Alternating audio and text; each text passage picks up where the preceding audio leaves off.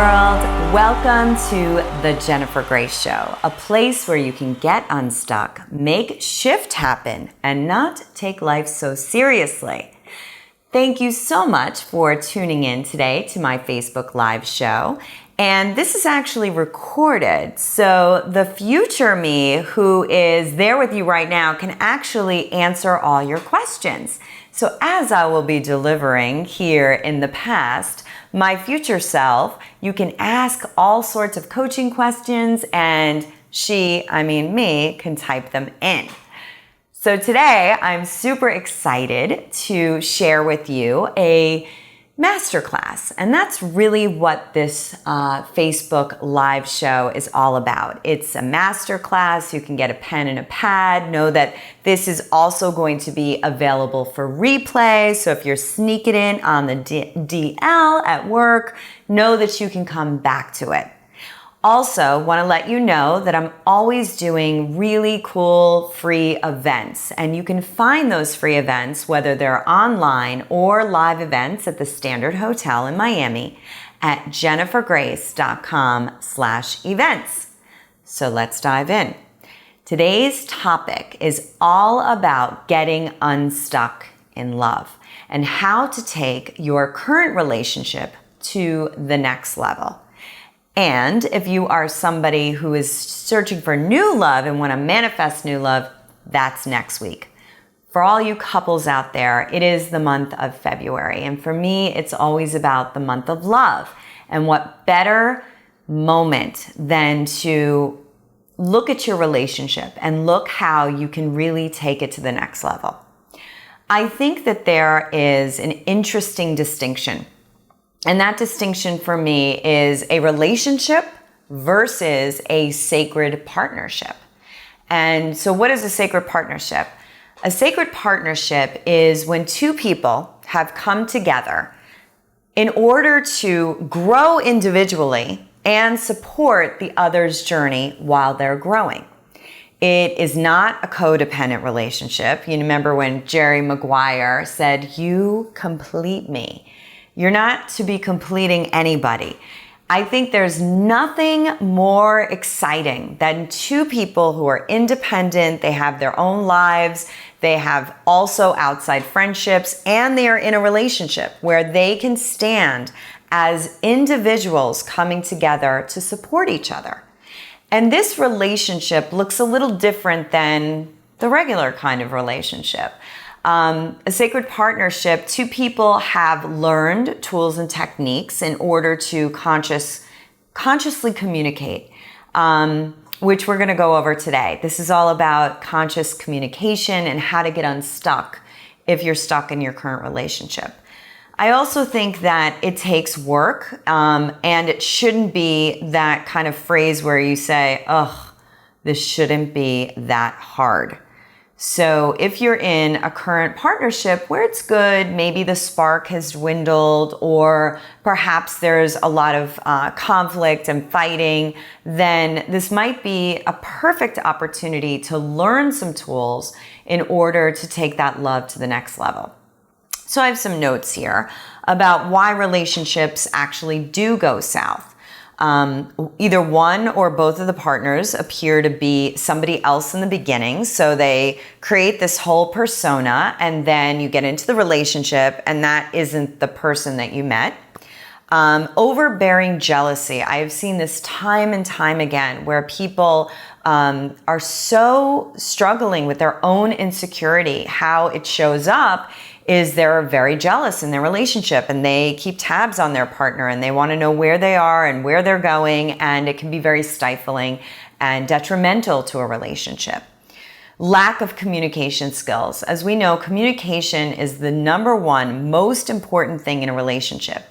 If you don't have that trust and those good communication skills, it's going to be hard to sustain love and passion for many, many years. And we're not taught, good conscious communication skills in school. And many times we grow up in homes where our parents are just going at each other. And so that's the model that we have. And many of us feel actually more comfortable around conflict.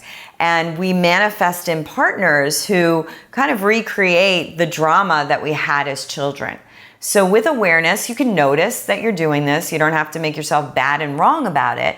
But as an adult, as a conscious adult, it's amazing to get some tools in your tool bag that you both have, that both partners are on board for, so that you can move more gracefully through awkward moments, uncomfortable, difficult times, and you have tools to go to again and again. What else causes relationship to go south is if there's been broken trust, incompatibility, if you just aren't interested in the same things like at all, exhaustion from work and kids. I know this is tough for a lot of people. They're out there, they're trying to just survive, and they've got maybe 1 or 2 jobs, they got 2 to 4 kids, and it doesn't seem like there's time for their relationship. And the last one is that people don't meet each other's needs. And for this, I have to say that many times we don't even communicate what our needs are to our partner, and we think that they can read our mind, and they can't.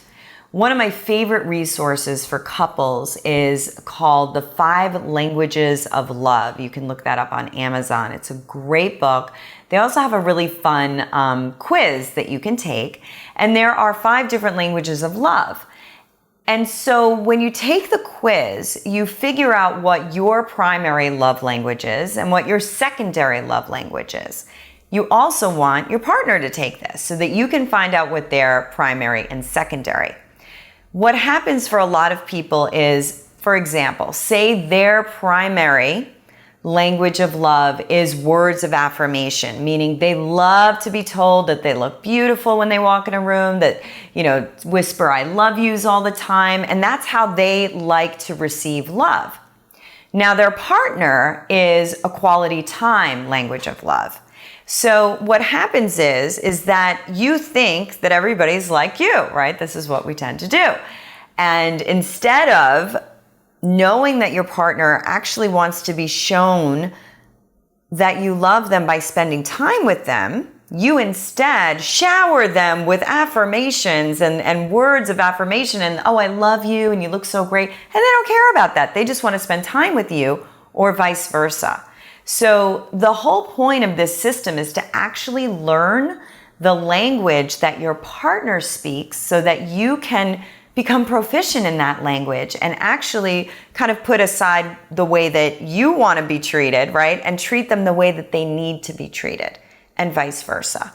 So it was very fun when me and my boyfriend did the test. We had the exact same first and second language of love. So we didn't have to learn each other's language, which probably is why we get along so great.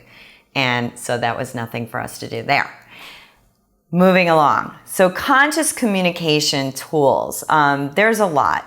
And I want to share with you a few of them today. And if you do have a pen and paper, this is a great time to bust it out, because I'm going to give you some really good tools that can help you when you're in those moments of disruption. So the first one is voice mirroring. Many times when we get into a disagreement or an argument, what starts to happen immediately is we begin to interrupt each other and cut each other off. And that escalates an argument. They actually use this technique, voice mirroring, in conflict resolution in corporate America. They use it in many different instances to help people really deeply listen. Especially if you are in a conflict. If the other person doesn't feel heard, they're going to get louder and louder and louder. And if you keep cutting them off, they're going to get more frustrated, right? So it appears that if you just stay silent for a moment, hear them out, really hear them out, you will start taking the conflict from a 10 to a 2. So how the voice mirroring tool works is very simple. It's exactly what it sounds like, voice mirroring. So somebody is telling you a story and they're going, I went to the store, and you are voice mirroring them back in your mind. I went to the store, and then I got some milk, and then I got some milk, and then I came home, and then I came home. So you are so busy repeating everything they're saying after they are saying it, that it's literally impossible for you to cut them off or finish their sentence because you're voice mirroring them. When you have two people on board, and you don't always have that in a relationship, that are both committed to having these conscious communication tools, what you do is you sit down and before the argument has happened, you set some ground rules. And one of them might be is when we get into a disagreement, we will agree to voice mirror each other and use active listening. So active listening is using the voice mirror technique, and when the person is done, you say to them, what I heard you say was, when I kicked you under the table when we were out with our friends, that really irritated you, and you would like me to not do that again. Is that what you're saying? And they're like, yeah. You're like, got it. So you voice mirror them, you're completely silent, you wait for them to be complete, and then you reflect back to them, is this what you just said, and is this what you meant? If it's not, they will further explain themselves. You voice mirror, and then repeat again what you have heard. So that's going to create a space where each person gets to be heard, and gets to speak, and gets to listen. So that's tool number one. The second tool that I want to share with you today is put it in the basket. And this is really fun for couples. Again, this is something that you have to agree upon before it happens. You don't want to do this in the moment. So here's an example. One of you comes home and you are exhausted. Long day, super, super tired, hungry, irritable, and your partner says, hey, welcome home. Listen, I really want to talk about going to my mother's for her birthday. Can we sit down and plan the trip now? You know yourself, and you know that if you're tired, hungry, irritable, it's not a great time for you to discuss going to your mother-in-law's house, right? So you say to your partner, can we put that in the basket? And what that means is you get to shelf this discussion. But you must then say when you will take it out of the basket and give a time within 24 hours. So your partner says, can we talk about this vacation? You say, can we put it in the basket until tomorrow morning over breakfast? They get to honor that, and the discussion is closed. Even when you're out and you get into maybe a little bicker or a little argument and you're with friends or you're at an event, one of you might want to say, you know what, can we put this in the basket until we get home? So a lot of times when you put something kind of off, it can dispel some of that energy that's around it in the moment. And a lot of times when you come back in and now you're taking it out of the basket, some of that energy and some of that heat has already simmered. Take 5. This is another great one, and another one you must agree upon before you get into a disagreement. So there you are, and you've agreed that if either one of you raises your voice above a speaking voice, the way I'm speaking now, the other one gets to slam their hand down and say, can we take 5? Or not, can we? Let's take 5. So that means both of you will go out of the room that you're in into separate rooms. One can also opt to walk around the block to just work off some steam. Set your timer, 5 minutes, do some breathing, relax, and then you both come back into the room that you were in the argument in, and you continue. And that interruption in the middle of an argument can just dispel a lot of the heat and a lot of the energy, and then you go back to the voice mirroring, the active listening. You can also use the take 5 and make an agreement to not call each other names, be disrespectful. You know, there's lots of things that can elevate an argument like that. And what I love to do with the couples that I work with is have them make their 10 commitments, like just like the 10 commandments. You know, I shall not raise my voice, you know, during an argument. I shall not, you know, use curse words at you. I am committed to using voice mirroring and active listening when we are in a dialogue. And so anything that you want to put in place, you actually create this together. You both sign it, and it's something that is an agreement. It's a working agreement. Let's see if I have any more tools. I got a ton of them. Oh, here's a great one. Exchanging why for how come. So the rhetorical why usually puts people on defense. So here we are. It's Valentine's month, right? And your partner doesn't do what you expected them to do for you for Valentine's Day. So instead of you having a dialogue with them that might open up possibilities, you just say, why aren't you ever romantic, right? And that kind of accusatory why. That's probably going to create a defense mechanism in the other person and create an argument. So exchanging the why for how come. So you heard the rhetorical why. The how come would be, so how come, it's so important to me, Valentine's, it just comes once a year, that we do something special and that we honor each other. And it's the little things. I'm not expecting diamonds and furs. It's just something small. How come it's really hard for you to do that for me? What do you think that's about? That's probably going to bring up an interesting discussion. And, kind of circling back to the languages of love, not everybody shows romance in the same way. And if your partner doesn't know what your needs are and what you want, they cannot read your mind. So I hope you enjoyed a little taste of some of these tools. They actually come from a new breakthrough program that I've just created along with something called Activa Nutri.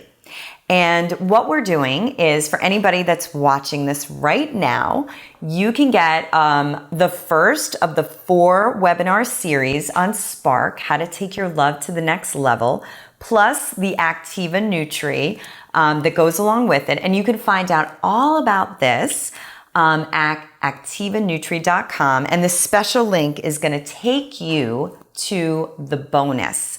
And that will be a free webinar and free Activa Nutri package. And you can learn all about it on the website. I hope you enjoyed today's show. I'm very excited for next week. For those of you who are not in a relationship, it's going to be all about how to manifest new love.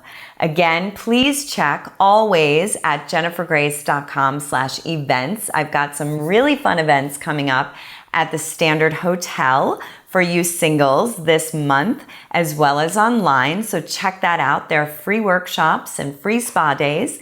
And that's the show. So thank you so much for joining. This is Jennifer Grace. And this, my friends, is as real as it's gonna get.